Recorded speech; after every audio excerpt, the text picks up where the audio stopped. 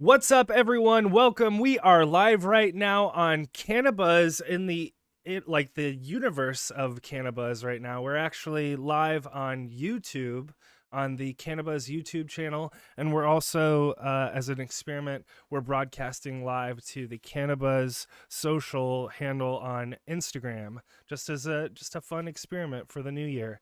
But we have a great grow talk show for you if you want to learn about breeding and stuff that goes way back. We have a legend on the show today. We have Lemon Hoko. We're going to be talking with him in just a second. But before we get too far in it, I need to make a couple shout outs. I like how I just said far in it. I just made like two words into one. Um, Before we get too far, let's give a couple shout outs to the Cannabis community. If you want to support the show, if you enjoy this YouTube channel or the podcast feed, please support us by joining our Cannabis members community. You can join for as little as $4.20 a month. That support helps us go to events like the Emerald Cup, which we sponsored this past year and we want to do again this coming year. It helps JR go to farms and get some really cool videos up on the YouTube channel. So if you want to be a part of that and support us, please join us in the Cannabis members only community. Download the Cannabis app in the App Store and use the code BUZZ for your first month free. And your support is really, really helpful. We also want to shout out Lemon. Sorry, Lemon. I don't know. I smoked, guys. I'll cop to it. I smoked some red eye earlier. It's like a permanent marker mix, and I think it's got me kind of buzzed right now. So I think that's why yeah, yeah. I am red eyed. I think it lived up to the name. So anyways, we're gonna shout out to Lost Coast Plant Therapy. Lost Coast Plant Therapy, Dirk over there is a big supporter of the show, and their IPM spray is really great, really helpful in the garden. Check them out at lostcoastplanttherapy.com, and we appreciate their support. And then last shout out from me goes to SacredThreeMushrooms.com. Thank you to Tanazi over at Sacred Three Mushrooms. If you want to grab yourself a mushroom grow kit, you can grab yourself a kit, use the code CANNABUZZ for a discount. I think you get about 10% off. And that grow kit has everything you need. And then you can also, on his website, there's links to spores. So he's got all sorts of different strains that you want to check out if you want to kind of get really deep into it. He's got you there. And he also has guides for you. So it's a great, and please go over there and check them out and support them. Thank you, Tanazi, for your support. And then I'm going to throw it over to JR. And JR, you can kick off today's show too. So we just did the TikiSeeds announcement, and he's doing a Krampus sale at TikiSeeds.com. You pick up any 4 packs for 140 bucks. And he's got some amazing genetics over there, so don't sleep on that. And then I wanted to talk about raw genetics. As I just mentioned, we have one of our blueberry aficionados on the show who's been working that line for many years and had one of the original packs. But Brad's got his Ozuka Curry, which is a Blueberry Z by Ziggy Guy. So that's going to be some fruity loveliness with some berry notes in there. So that one you wouldn't want to sleep on. And that's at rawgenetics.io. And then I'll go ahead and introduce Lemon Hoku. Lemon Hoku is a trusted voice in this community. He has been a mentor to many of the breeders who are out there. He has a really strong, tight breeding community that's connected to his Discord channel, which we'll talk about a little bit here in the show. But one of the things that Lemon Hoku has brought to the table is a very special pheno of that blueberry that he's even had a chance to share with DJ Short. So let's go ahead and welcome to the show, Lemon Hoku. Thank you. Thank you. Thank you for such a great welcome. Hope everybody's having a nice, safe, and happy holidays here. I just want to make a really quick correction because the name Lemon Hoko is very close to the name Hoku Seeds genetics. He's a good breeder up here. Also, we always get cross mistakes all the time. People trying to find him versus you know how it goes when your names are really close. So with that said, I just want to say thank you for the warm welcome. The blueberry strain that you mentioned it's a very old strain. It actually wasn't popped by me from seed. It was from a good buddy up in Seattle. Right around 1999 is when he called me and told me that he had these packs of seeds that he was going to go through. And he offered me a cut at that time of the blueberry. It was out of his pack of seeds. I think it was 15 count on his pack of seeds of blueberry from DJ Short. And he found 7 females out of the 15, the original. But this was the only sativa leaning where the leaves were very thin. It had a very feminine sativa disposition to her. And he asked me if I wanted to cut, and I turned him down for, I don't know, a few times. I said, no, I got my stuff. I really don't need another fruity strain. At that, I was calling these fruity strains Fifi strains at the time because it was right before the big hit of Jack Herer and all the subcool strains and stuff. This was right before that time, so I wasn't really into the sweet strains until a little bit later. But I did finally take him up on his offer after my last bust, and I I lost all my strains. So gave him a call and said, "Hey, I'll take you up on that blueberry offer. I need something to fill my rooms." And that's how I started with her. I grew her for about 3 or 4 years before, and I joined the medical community up here in Washington at the time, and I knew that she was a really big hit because I had a lot of demand for her. I was vending at some of the farmers markets up here, the medical farmers markets. So actually, it was a very large farmers market, 50 tables in a big warehouse. And I vended there for about 5 years. So I got a good experience of dealing with patients, and before that time, I was more into the money part of it, the black market and stuff. That was what motivated me. But when I actually got to see how cannabis helped people medically and saw the different varieties of how the people that had different ailments and how certain strains would help them. Like for instance, we were just talking about this the other day.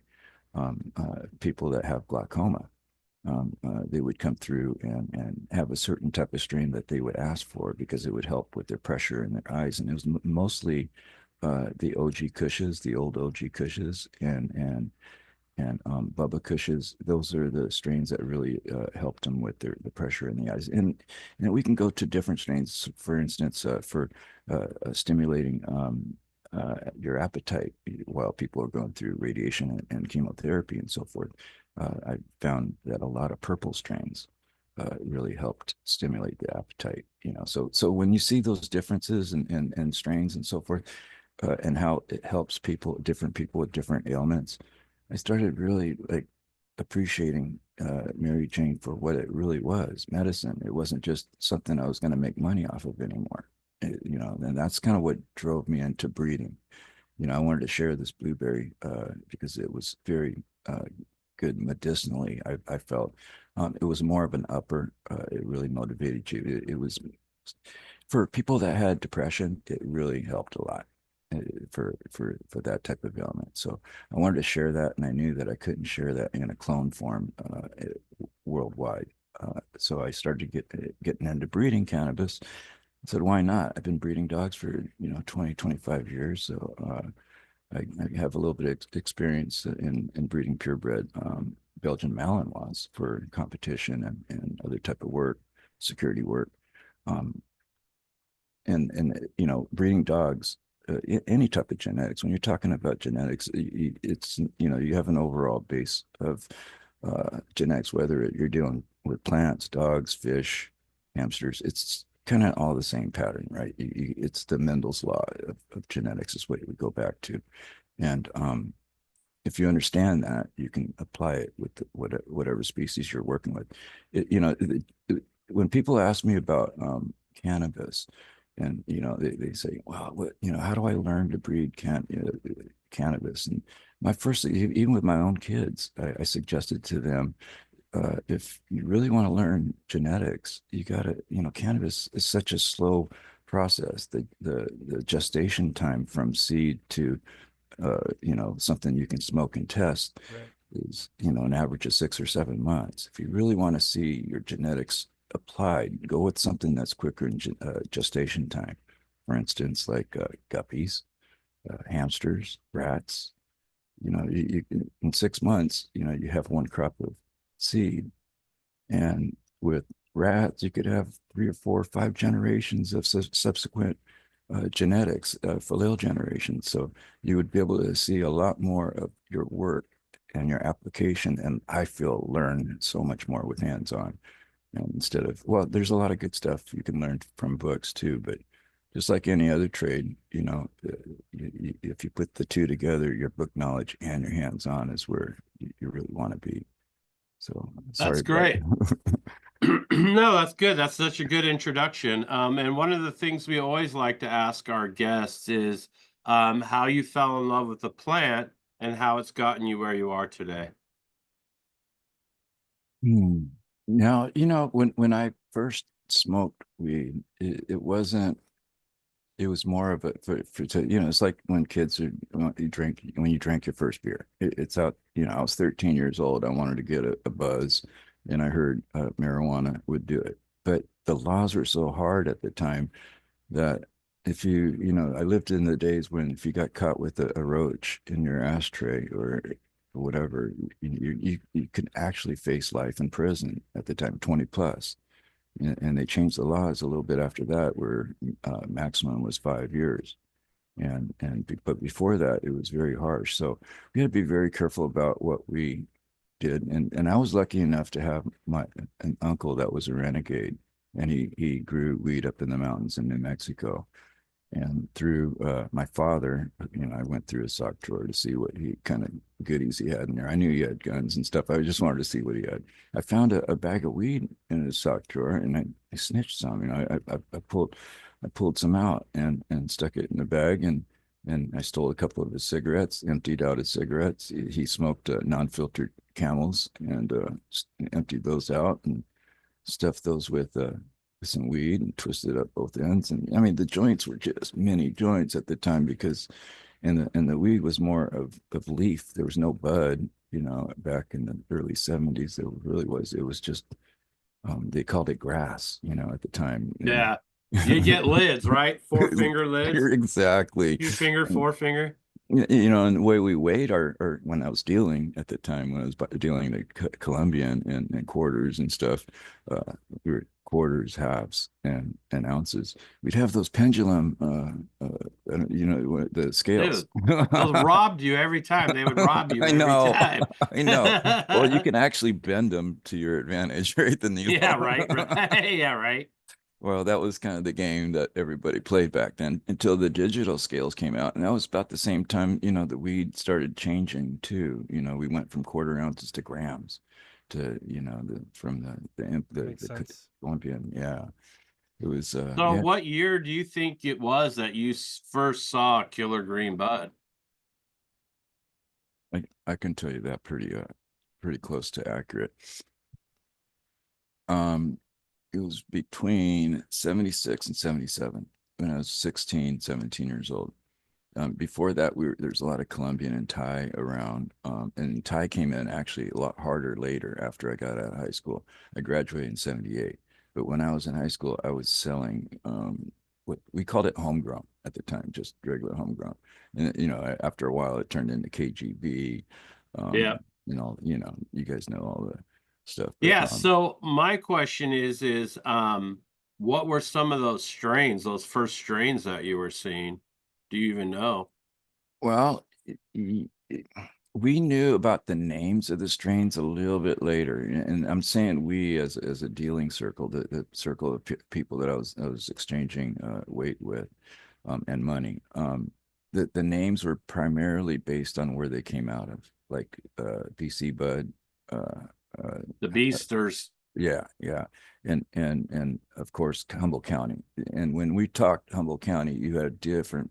There's so many farms in Humboldt County. You had different Yeah. crops that would come up. But if you had a certain line that was consistent, you can get hundreds of pounds of some really top Humboldt County. A lot of it was seeded, but when it's costing $200 for a pound, and you can make like 5 times that on, breaking it up. I dealt with the seeds, you try to clean out as much seeds and stems as you can, and just make some money on it. So yeah, Would it was real profitable at the time. I was throwing a lot of weed around, but that was in the 80s, early 80s, late 70s time would frame. you say that because of our kind of rainy climate here in the Northwest, especially on the western side, that it kind of culminated and activated an indoor growing scene? I definitely, yeah, definitely that because I did do some outdoor growing up here, and I'm sure a lot of other growers had unsuccessful gardens up here, and it's mainly because we can't finish.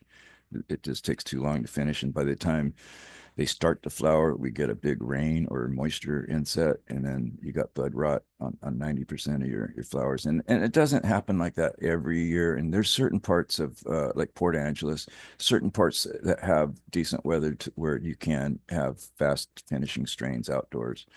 But the majority of outdoor strains, it was really hard. And you're right about that. That's where the indoor markets, I mean, there's a lot of hydro shops started opening up about that time too. If there's anybody in the audience that remembers, um, it was about 88, Operation Green Merchant. Uh, Yeah, yeah. They swept through Portland. We yeah, had a shop here in town that totally fucking ratted out everybody. and a lot of the shops closed down, and some of the older growers know what I'm talking about when you walk in a grow shop and you can't mention anything about Mm, cannabis. All got to be tomatoes. tomatoes. Yeah, Yep. And tomatoes. you say anything, you're booted and not welcome back, right? I mean, the feds are really super tight about stuff, and if you're growing anything like weight, like I was doing at the time, I was, and a lot of you guys probably know what I'm talking about. I would make calls to the owner of the place and say, hey, I'm going to come in about half hour after you close. I need this amount of soil. I need this amount of food. And if you're buying large amounts, they don't mind sticking around for a little bit when everybody's gone, so your face isn't seen, buying all this stuff. So that's kind of how I played my security. I dealt with like two, maybe three of the hydro stores up here until they started closing down. Yeah, So, that's rough. you mentioned some pretty legendary strains, earlier in the show. So, talk about the original Thai stick. How did that kind of come into your story and journey? And just talk to us about, a strain that, some of our audience has experienced, but a lot of us haven't. So, we'd love to just hear about it. Well, okay.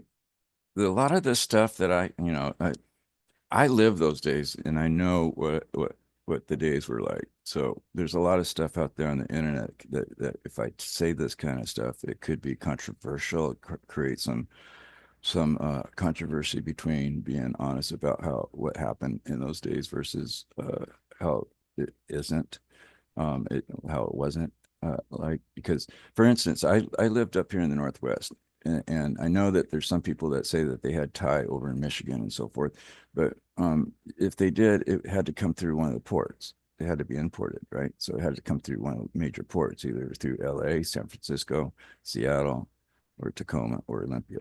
Those are the major ports that they were coming through. I had a connection with some of the biker, and this is, up here in the Northwest, the bikers ran the pot Yeah, scene. for Yeah, sure. yeah. Yeah, yeah. They were the ones that moved all the pot off the boats, and even the Colombian that was coming up from over the border in Mexico. They were the ones that moved it, but they had a relationship with what they call them, the guys that unload the boats, the longshoremen. Yeah, Yeah, longshoremen. yeah, a lot of them, a lot of the bikers were longshoremen. So, Yep. so they, Makes it convenient. yeah, and I wasn't a biker at the time, but I had friends that were, and I was the in between of getting it off the boat and dispersing it, right? Because a lot of that stuff was the way it worked back in that day. Nobody really had that kind of cash to buy 20 or $50,000 worth of weed, so it was a lot of up front, a lot of fronts, and you had to be trusted. and you had to prove yourself to be around for a few years, right? And then you get better breaks and so forth. So when we're talking like kilos of Thai weed that were coming off the boat, my experience, now this is my experience, I don't know the exact length, but they would come off I mean, it's like almost a yard stick. I mean, they were all tied and so forth. And when you saw them on the street, by the time they got on the street, you would see Yeah, 6 inch, that's what 8 inch we got. buds, right? That's in Portland. That's what we got. We got it already cut down into little like 7-inch sections. Let me tell you how that works. When the sticks weren't sold by weight, they were sold by sticks. By you can buy 10 sticks for $200 if you knew the right people, but the sticks were 2.5 feet, 3 feet long. Every time, like when I bought my sticks, I would cut them in half and sell the other half for exactly the same price I paid for my long sticks. So I would make double my profit, or make my profit plus double. And that was how, by the time it got to the streets, you got 6 inch stick. You Yeah, see what I'm saying? bro, for real, for real. Damn it. But it So was good. that and there was different grades also, people, it wasn't just one kind of tie stick. And when people were talking like chocolate tie, we didn't we at the time I was handling it, we didn't have a name like chocolate tie. It was just tie sticks, loose or tied on a stick. And usually the stuff that was tied on a stick at that time was at a little bit higher grade than the stuff that was loose. The stuff looked almost like Colombian, except for it wasn't bricked.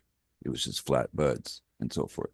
Um, but then later, and people will say there's no such thing as opiated tie stick. Yes, there was. Mm, Yes, yeah, there that's a was. false statement. Yeah. Yeah, I moved between 20 and 30 pounds of it myself. So I know that there was opiated Thai stick. And also, towards the end of the Thai run, before the feds really clamped down on imports, um, or however it shut down. I don't know how it shut down, but it just stopped.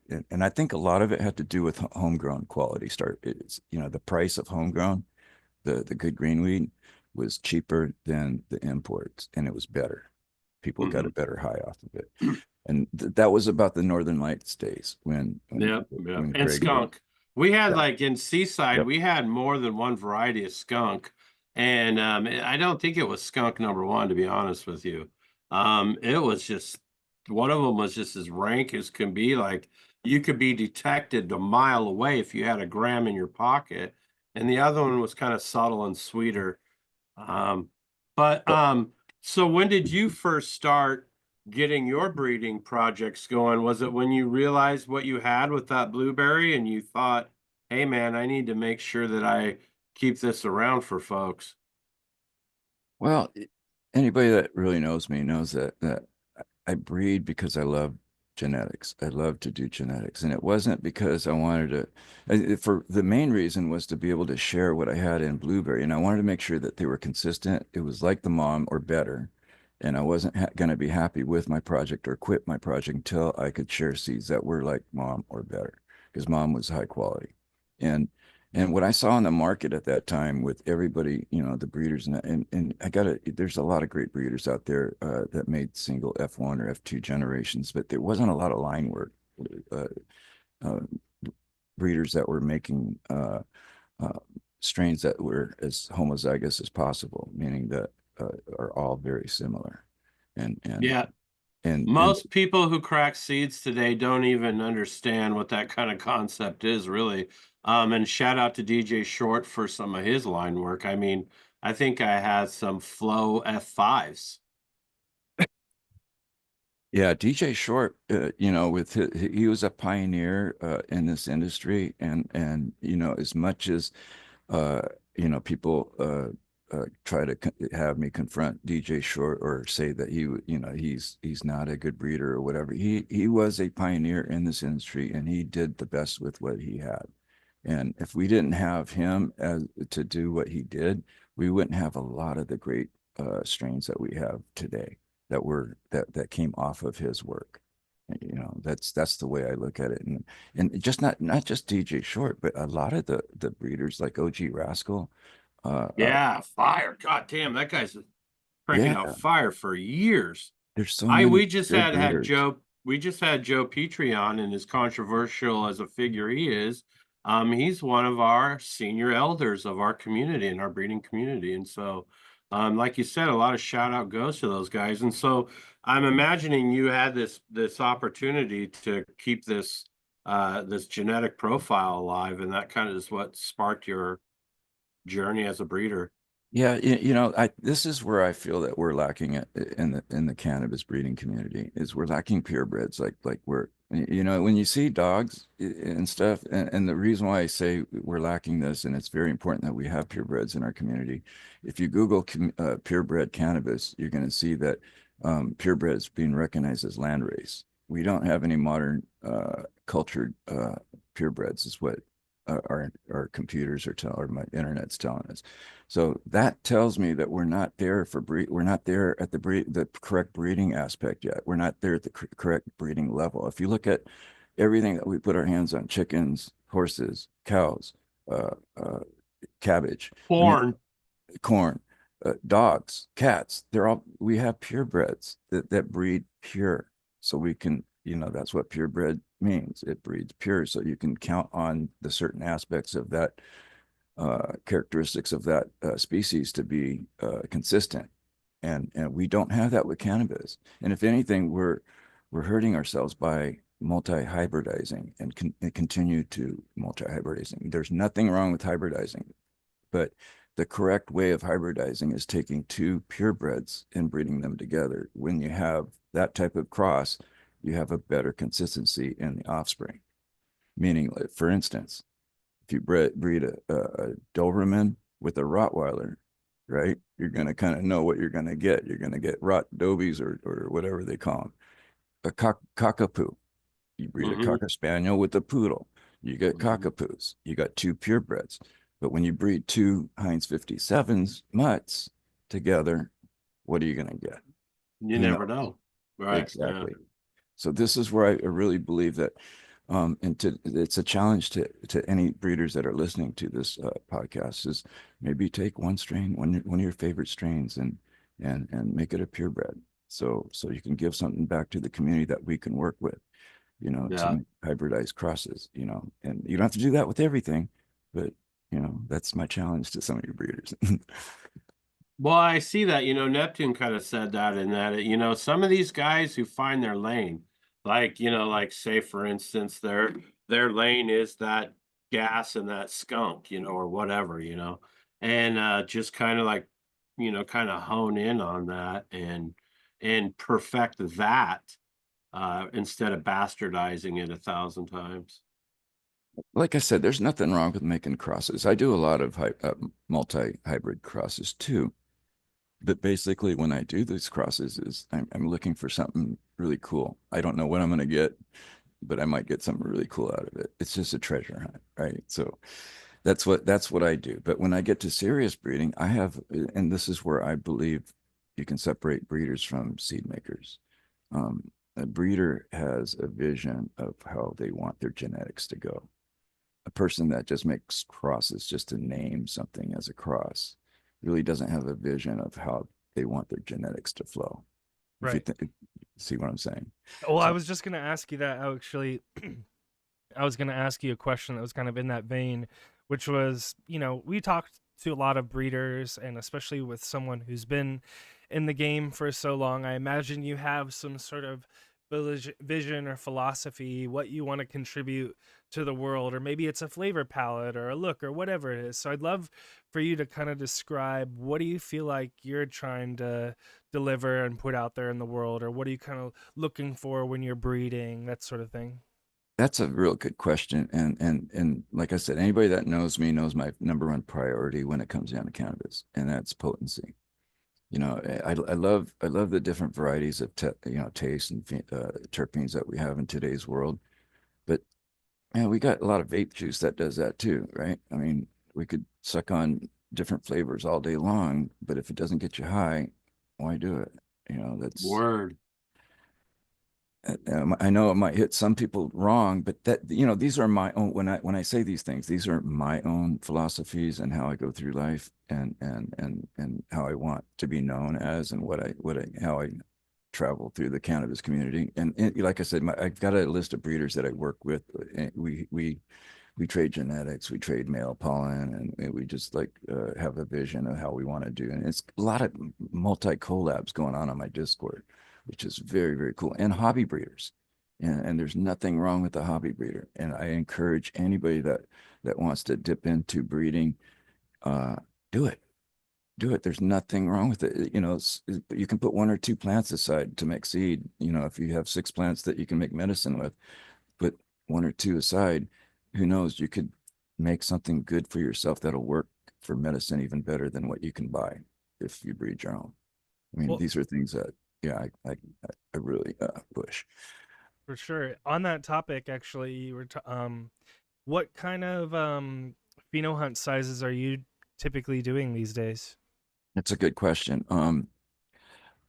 I'm blessed with the ability to grow in a larger environment, and because of my medical limitations or problems, that I can grow a little bit more than the average person that has medical. Um, and also because I've been doing it for a little while, I've established a good set of test growers that can test for me in different growing environments. So I'm looking at one filial generation of about between 75 and 100 female plants. Is what I That's good. look at. Yeah. That's good. Seems like much more than that, it gets kind of unmanageable anyways, right?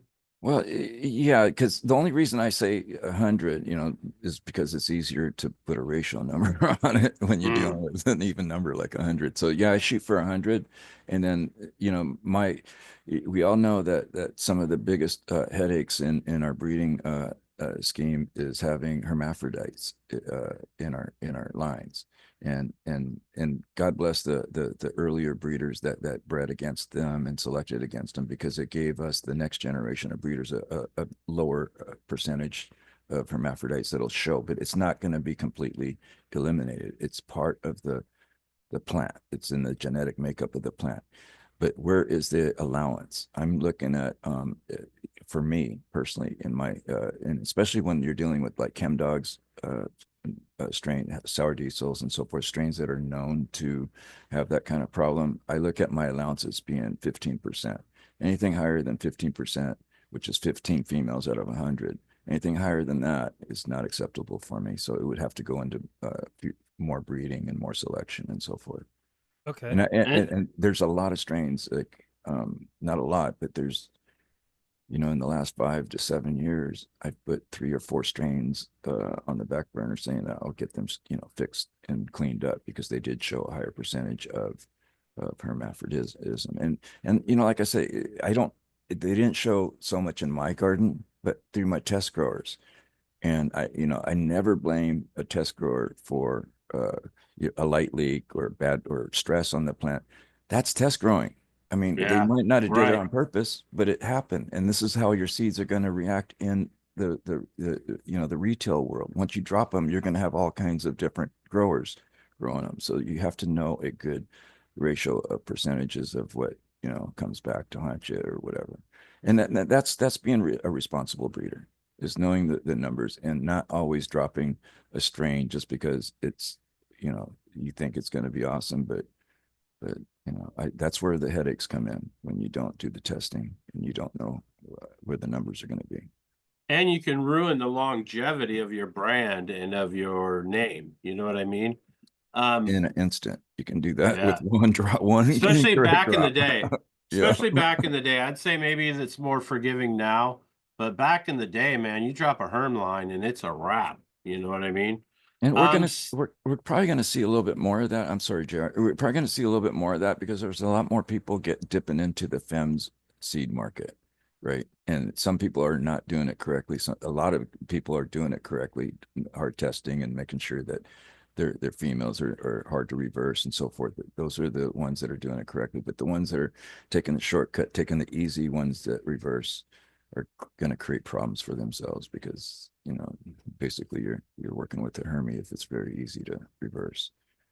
Well, one thing I always like to ask breeders, especially someone who's been doing it as long as you, in your mind, what makes a certain cultivar or expression taste exactly like it smells? Well, we know that terpenes, and there's terpenes and oils and cannabinoids that are involved, and there's a lot of chemistry to it. I don't know exactly the science behind what makes it taste the way it smells, but I can tell you that there's certain things that'll alter it. For instance, thicker leaf structure usually tends to alter the taste after. I mean, you can smell the bud and so forth, but once you put a flame on it, you're going to burn more carbon. So that can alter the taste of and that goes along with stem when you get wider stems in your. You see, these are little things that I tend to select for and against, especially the stem size. I in my breeding practices, and it's always been my responsibility. And it's nice to see a very sturdy plant that can stand up on its own. But because of how he was making money and breeding with it, they were in rooms where they were trellised or supported. So I selected against the structure to stand up on its own. I tended to go with less wood. I call it less wood and stem because it enhances the taste of the flower a lot better versus smoking a lot of the carbon in the wood. So those little factors matter, in my opinion, because I've seen buds out there on, in people's bags or whatever, where you look at the center stalk and even through the top of the bud, it's a lot of wood. And then side branches holding the little budlets, you got a lot more wood there. And then, the taste will reflect it when you put the flame on it. So those are the things that I learned through the years of selection and breeding. And I think I got sidetracked on the question. No, that Well, was no, really it kind of interesting. yeah, it was really interesting because it led me down another rabbit hole because I know, like back in the day, we had strains like Skunk Shiva and they just be giant fucking footballs and shit. And so now I know that people select away from those larger buds and more the quality and the uniqueness seems to be in those smaller formations. Can you kind of speak on that? Well, okay, when we're talking about selection in today's market of breeders and so forth, here I think a lot because I'm hearing a lot of feedback that yeah, the bud looks really good, but when you smoke it, it's not all that, right? It's Right. you got crystals and everything, and I think a lot of that has to do with selection through mainly your eyes, your visual, versus the concepts of what we used to select for. Remember what the first things that we did when we got a bag, I mean, talking about the black market, was you put your face in it. You wanted to see what it smelled like because that the oils and the terpenes, you can smell that in good bud versus not being there. If it's too dry, and there's not a lot of THC in there, you can smell the lack of also. Um, so those were the basic senses that and of course, before we shook hands and said, okay, I'll give you $5,000 for this weed, you lit it up. You want to make sure you got stoned on it because you're going to be selling it to your people, right? So those were the senses that we depended on. It wasn't so much the visual. It was, well, it looks good. It's sticking on the bag. It was our nose first, our visual, then we lit it up. If it didn't pass the smoke test, I don't care how it smelled or, it looked, it went back. I didn't buy it. And those were the days. And we are not selecting top quality weed like that anymore. We're basically, for breeding, we're looking at it, taking beautiful pictures. I mean, there's really, when we're looking at trichome sets and stuff, there is a correlation of trichome set with good quality wheat, but it's not always like that. I've seen weed that was just coated with trichs. And it was going for, what was it? It was $1,000, $2,000 a cut just because of the way it looked. Yeah, those sugary strains. I remember that. Purple Uh, peyote. It was the name. yeah, Yeah, it was a purple peyote, and it tested at 7% THC. yeah, yeah. Yeah. You know, Well, a lot so of people, like you said, that whole visual world that we live in, all that visual aesthetics kind of plays into the presentation of the flower. But one of the things I'm concerned about is the breeding for washing. If these guys are just breeding for washing, There's going to be a lot that just gets kind of left that needs to be a part of Well, the equation. you remember the old California hash plant, right? I don't know if you've ever smoked it, but Mm-mm. it lacked a lot of flavor. I mean, it was good for making hash. It dropped a lot of hash and weight, but for smoking flower for flavor, it was no good. It was really earthy and didn't. It was a lot of chlorophyll taste. I mean, it took a long time to cure. It was very leafy. I mean, a lot of sugar leaf. So it just wasn't a pleasant smoke as flower, but it made a lot of hash. I wanted to jump in with a question before we got into JR's next question. Just something I wanted to kind of get your pro tip for someone that's breeding. Something that JR and I were just talking about recently was like about maybe trying to inspire our audience to dabble in breeding at home with maybe some strains that they've come across that they really like. Maybe they want to make their own seeds or whatever. So back to pheno hunting, should I just kind of like ruthlessly look for some of those top characteristics as I'm going through the grow cycle, right, from seed to harvest? Should I just kind of ruthlessly cull things, or and kind of not look back and not worry what I'm losing out on? Or just I was kind of curious if you had any kind of practical tips for someone, because I was thinking about kind of going through that process and I was worried about having some regrets, maybe like, oh damn, did I lose something by throwing that one out? Well, it's a good question. A lot of that goes to your space and how many plants you can take care of, right? So, if you have a large grow area, me personally, I don't cull until I know for sure that it's a run or something that's undesirable. Because I've seen some really awesome flower come out from stagnant plants that look like they're very slow and so forth. It's something that I wouldn't push forth the market for making money or weight or anything, but for personal stuff, it was like, oh man, I wish this yielded a lot better, but this stuff is really powerful. So I've run across plants that didn't produce like we see those big long colas and a lot of weight and so forth, but they were a little bit more scraggly and but the quality was way better than what Fire. yeah, yeah. I'm sure some of you guys maybe have let some plants go like that and just noticed, man, this is the smallest plant out of all of them, but it's really super dank. It happened. Yeah. And that usually puts folks in the boat of the re-veg, and re-veges can go really problematic and Yeah. go not at all. Well, I'm glad that you brought that up. Okay, when we're talking numbers, when you got a medical count and you can only have so many plants and so forth, it's hard to do clones at that time when you want to keep a lot of different phenos around. Re-vegging for me was a lot more practical because I could have a re-vegged mom going in and out of flower. And I've done this before where I've flowered a plant, four times, four different breeding cycles. As long as you treat the plant correctly and know how to feed it and how to you got to make sure the roots aren't so congested that it's like cement, right? So you got to do Yeah. a little bit of root pruning, aeration and so forth without stressing it back into being a hermy.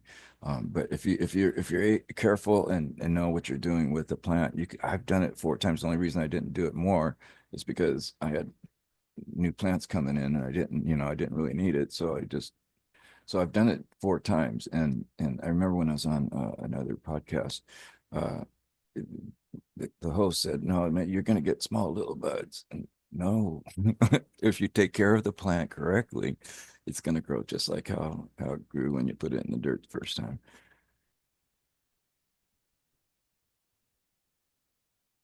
Well, let's see. Our next question was about, actually this is kind of relevant to me because I do community stuff. So I heard that you have a Discord server. Can you tell us about the Discord server and kind of what's going on over there? Yes, and you know what?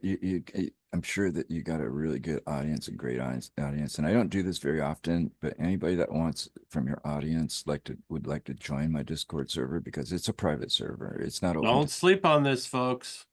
just hit me up on Instagram. Lemon Hoko Genetics, right? With the IX at the end, not ICS. And DM me and I will send you an invite. So just to let you know, it's not, like I said, an open server. We have a lot of high quality people that come in, and I kind of just want to try to do it by invite. It's more of a screening process for me to make sure we don't have any clowns that come in. And one of the biggest things I don't like on my server is when people come in and try to sell seeds right off the bat, where I don't even know who they are, and stuff. And there's a lot of people that do that. And if you do want to sell seeds and you're a breeder and you want to come in and be one of the breeders that we highlight on the server, I welcome you in.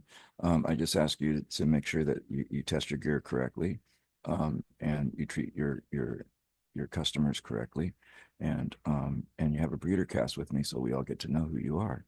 And once we do that, I put the breeder, and we've gone through quite a few breeders, some breeders that what I like to do especially is to give a lot of effort to highlight and promote new breeders into the industry, because the old guys, the guys with 100K followers and stuff, they don't need the help. It's the new guys trying to break into the industry that are doing it correctly. And I love working with the new guys coming in, and I'll try to promote them. I'll push them on different shows. Like if you guys ever need another guest, I've got some really good breeders that are willing to come on and talk to you guys. Um, We love that. Great. I mean, you're gonna really like these guys. They've got a really good philosophy in breeding. We don't all do the same thing. We all have a different style of doing it, but we do it correctly. We test and we make sure that people are happy with the strains. So that's kind of what we do there on Discord. Like, send me a message and you'll get an invite. Just let me know. Just say something about cannabis and we'll get you on. Code word So it's cannabis. Yep. code word Code cannabis, folks. Yep. And what a wonder, what a crazy opportunity for people to get some real knowledge from folks that aren't gatekeepers. So tell us more about the podcast and some of the folks that you've had on. I saw Mushmouth was on there. Oh, geez. We've had so many people, and we just started uploading onto SoundCloud not too long ago, about a year and 2 years ago. But before that, we've had, oh shoot, a Mad Farmer. He's a good friend of mine. Yeah. Yeah, me and him been breeding, making strains about the same time. We got into the industry about the same time. Got a lot of respect for that guy. Uh, I'd like to get okay. We've had Karma Genetics on. We've had oh, what's his name? We've had so many big time people on. Duke Diamond, he's a great guest. Yeah, he's a character. Yeah, we've had Duke on. Um, Brad from Raw's been on there. I'll shout yeah, out Brad. yeah. No. Yeah. It's I want to get Brad back on. That'd be kind of cool because our server got deleted not too long ago, so we lost a lot of contacts with some of the breeders Yeah, that I were was one of them. I can't find you. I've been trying to get back on. Oh, well, I'll make sure to hit you up, brother. Yeah, for sure. Thanks. And we're gonna have a breeder cast too, so it'd be cool to have Brad on too. You and Brad, and stuff, because I know you've been growing a lot of raw genetics, looking For really about a good too. decade. Me and Yeah. Brad go back a long ways. We did a cancer event here in Portland for a kid, and ever since then, man, I've been down for the cause. Hell yeah. He's a breeder who's a young breeder in my mind, who's not a gatekeeper, and his Discord presence is good, and I'm sure he would love to come back on the show. So besides Brad, who do you really feel is kind of crushing it out there right now? Well, I was just gonna say that, like, some of our young breeders are upcoming breeders at Blessed Coast Seeds. I mean, if you don't know him, you got to know him. He's not really loud and pushing himself out there in front of people's noses and stuff. But if you find him, you're gonna want to connect with him. He's brilliant. That's all, pretty much all I can say. And we have a groundbreaking seed group, TARDIS, Twisted, and uh, oh, fuck. There's one more. Oh man, I feel bad because I can't. I got so many people to give credit to, and stuff, and I'm having medically, I'm going through some shit where it affects my memory. Yeah. Hey, bro, get on that lion's mane hard. Yeah, yeah, I didn't remember you telling now I remember you telling me that for sure. Bro, hit it hard. It's really helped me a lot. Like in Right six on, months, I noticed a huge difference. Hit the right on. lion's mane hard. I had a, Well, oops, sorry, go ahead.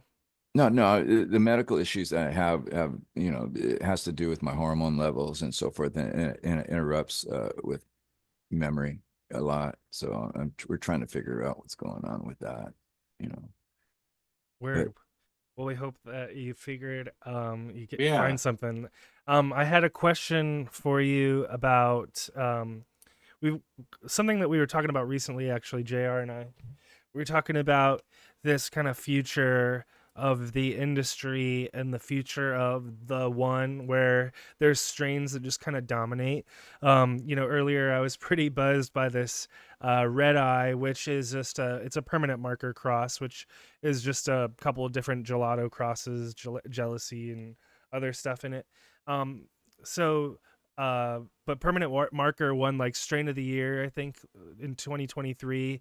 So you see that even today there's still strains that kind of like dominate or have some sort of lasting effect for a while. But do you see that kind of being diffused by how many states are coming online these days, how many different breeders there are these days? How do you kind of see this kind of future playing out? Kind of curious what your take is. well, the third person before I forget, his name's Scruggs. He's part of the groundbreaking seed group, and they're a really good group there. And I'm sure they'd love to be on your show too. They're a very good set of people. They work good together too.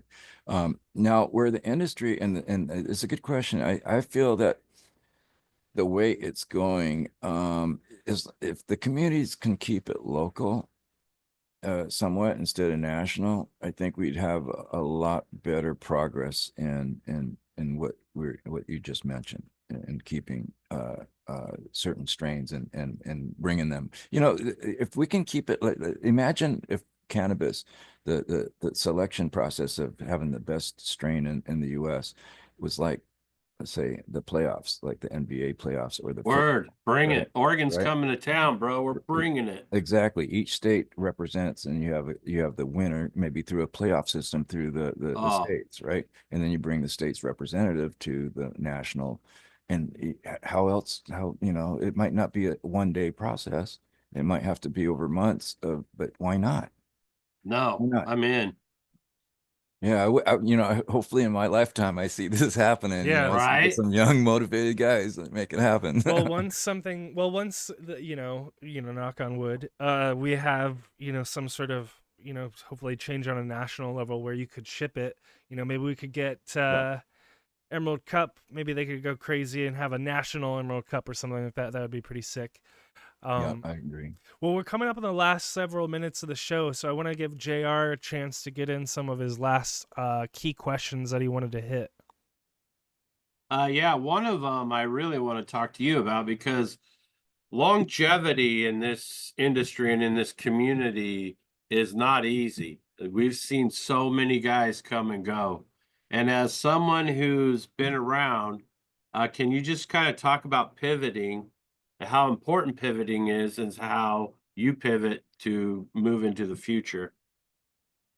That's a that's a good thing and a good subject. And I, that's something I just came across with some of my people here on my Discord. There's a lot of hobby breeders and they're very good hobby breeders. And I always tell people, if this is something that you think that you're going to be doing in the future, get your name out there right now. Even if it's just one drop, at least you made a footprint and in the future. And it's just for marketing. It helps because you say that you were in the industry and doing it for 10 years, and so forth. All that helps for marketing for long term. But don't just rely on that. Do your work. I mean, do your drop, but continue to do your work. If you don't want to be in the business and you want to be in the background and get into it later, keep doing your work because sooner or later you're going to be confident enough to be able to step in. And here's the biggest thing about breeding. Um, it takes a lot of confidence, a lot of balls to step in because what you're doing is you're representing your work, your dreams, it's like showing someone a painting, right? And then trying to ask them, what do you think about it? It really is hard to do because it, unless you can take criticism. If you can take criticism, great. But I've always said, as a breeder, one of the most important qualities you need is thick skin.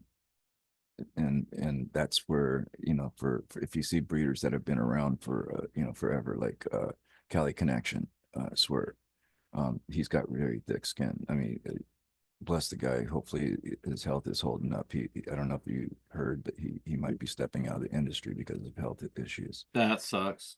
Yeah. And we can't be losing these legends like this, Yeah, word, word. without building new legends for our Yeah, future. yeah. Right? So we need that. And I think that if a lot of old OGs have that in their mindset without putting their ego in front of themselves, we can actually grow a new crop of really good breeders, really good community members for the future, because it's going to be what our kids are going to be involved with. So let's Yeah, do something great for our kids. Do it right. yeah. And I like that advice of, if you're passionate about it and you may feel like you kind of got to hold back, just until things open up. But, like you said, keep honing your craft. Yeah, Keep honing your craft so that when that day happens and your state opens up and you're free, man, you'll be yeah, ready. You'll be fucking ready. exactly. Good point. Um, So on that note, what is some advice that you would kind of leave with new generation of breeders and how they can market themselves in this new age of sharing information? Because as we all know, trade shows are pretty much dead.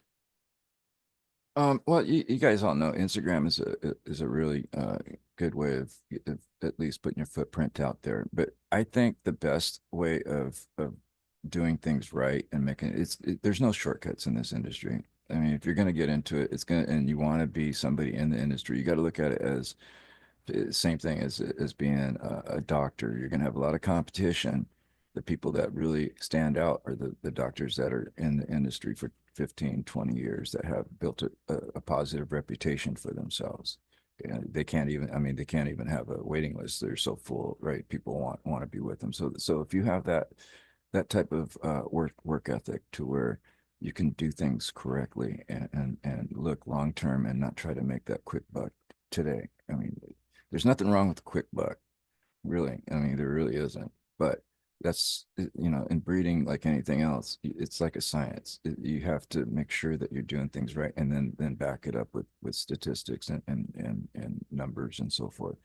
And if you can't back it up, if you're not documenting it, that's the one of the most important part of what this conversation is: document what you're doing. Because if you don't, it's just word of mouth and it's going to go away. Document it, put a genealogy chart together for your strains, so you And do can some testing if you can. it's very important. Testing's always been, I mean, that's the backbone of what my conversation here is. Testing is very, very important. You're not a breeder unless you test what you breed, right? It's like anything else. You have to be okay with your product. And I don't know, like, how many cooks do you have that just throws shit in the frying pan and serve it to you without knowing what they're doing? Right? I mean, you got to know what you're doing. You got to have a recipe and stick by it, and have the results of what you expect from that recipe. And that's what breeding is. How have you done a lot of just kind of like interfacing with lab work where you're just like things kind of ring true and some things are just like, wow, I didn't even see that coming. Yeah, there's so many variables in genetics, because we don't, you know, when you're talking about Mendel's law, there's a lot of people that don't consider the other aspects of what goes into Mendel's law. We look at it as a basic linear chart, like it's just straight across this, right? And it goes down. It's a linear chart, is how we visualize it. But where does the Fibonacci code, the golden ratio, fit into this linear chart? It has to. It fits into everything that we do, so it has to fit into that. That's the challenge for the next generation, is to figure out how the Fibonacci code fits into our genetic combinations. And once we get that down, we're going to make breeding a lot more predictable, I believe. You guys had me thinking earlier when we were talking about the kind of future of breeding, and kind of I was just kind of taking in the nice positive message as we kind of go into this next chapter of the last or next half of the decade. Basically, I was thinking about how we're going to start a new year, 2025, and kind of thinking going forward. And I was also thinking about a lot of the great breeders out there. Often you see them kind of bringing in their own skills and their creativity that they have in other realms or other interests that they have, and they kind of bring that into cannabis. So like with Brad, we've talked to him a lot before, but he's got a background in like collectible stuff, and he likes pop art stuff, and he likes, you know, all these different things, and he kind of weaves that into cannabis. And I think the future generation of breeders could do that as well, where I would love to see breeders that are great visual storytellers, and they could like have documentaries on YouTube basically where you're like documenting your breeder process. I think there's a lot of really cool potential out there that I'm excited to see people, you know, kind of do that and see what comes of it. So I hope people are listening and kind of think about what they could do in this next half of the decade, and I hope we can see some really cool stuff. But let's see, Lemon Hoko, we really appreciated your time today. Thank you so much for hanging out with us today. It's been a pleasure. Yeah. You guys are really good hosts here, and I love your show, and can't wait to get you guys on. Hey, yeah, just hit us up. Hit us up. We'll definitely be glad, more than happy to come on. And you got a great audience. You know, I've noticed that too. I've seen your past shows and the comments and so forth. You got a really good audience here. Thanks, man. Yeah. We try to culminate a positive, you know, kind of community that lifts each other up. And, you know, like I said, you know, Joe was rough on the edges, and I don't think anyone can doubt that. But, you know, we are trying to tell a story that's more than just growing weed, because there's so much more to our community and our industry and our history that has to be told. And I feel like if we can do it in a way that honors our community, all these episodes will have longevity, hopefully in the future, when the story of how things were done is being told. Excellent. Thank you so much for having me on. And like I said, I'll be sending some really top quality young breeders your way. I'm excited for that. Thank you. I Yeah. appreciate it. You don't know how hard it is for me to, you know, just consistently reach out to people, because sometimes that's hard, you know, because it's tough. That's what we're here for, to help each other out, right? Oh yeah. That's Right word. on. Well, shout out your websites or Instagram handles or whatever. Where can people find you? I'm on Instagram, Lemon Hoko Genetics, with a TIX at the end, ICS. That's about the best way of finding me. I haven't really put up a website yet. Discord is another. I mean, Instagram's the filter. I mean, you go through Instagram to come to my Discord. My Discord's my hangout. Cool. Yeah, I got a 24/7 chat room. I mean, going all the time. Anybody wants to come in and chat about genetics, weed, aliens on Thursdays. We Ooh, do. sweet. We're Yeah. there. We're in. Right on. Right on. Hell I yeah. want to know where my drones are. I haven't seen a single drone yet. Yeah. Oh gosh. Well, before we go off into UFO podcast land about UAPs and stuff, we're gonna thank everyone for listening. We've had a great year on the show. We just recently passed 6,000 subscribers on YouTube. Thank you everyone who subscribes on YouTube. If you're watching the show right now and not a subscriber, or you came across us some way, please hit the like and subscribe button. Also, we're on Spotify and all your other podcast platforms. So if you prefer that, want to watch us on Spotify or whatever, it's all good. You can join us over there and leave us a comment over there. We'd love to see you. But thank you so much for everyone hanging out. Thank you for everything in 2024. We're excited about 2025 and what's to come. More great interviews. Thanks everyone to your support. Thanks for our sponsors, Lost Coast Plant Therapy, SacredThreeMushrooms, Raw Genetics, and TikiMadMan. And shout out to past supporters as well. We appreciate it. And everyone in the cannabis community, thanks to you guys. And everyone in the live chat. Our live chat's always alive and kicking.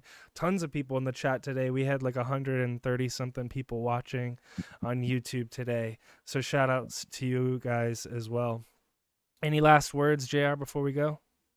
Hey, man, I just appreciate all the community support. And I appreciate all the people who give us their time to come on, like Lemon Hoko today. Just giving us time, you know, because it's a busy, busy world we live in. And so I really appreciate that a lot. And shout out to all our community members who support us and allow us to keep this party going. I mean, man, it's crazy. We've been doing it a while now, Q, and I really feel like I really feel like the community's had an opportunity to, you know, be a part of it, you know, and to come in and ask questions and be a part of our live streams. All of that stuff helps us further our mission. Awesome. Well, thanks guys for watching. We really appreciate you. And as always, JR, Growers growers love. love.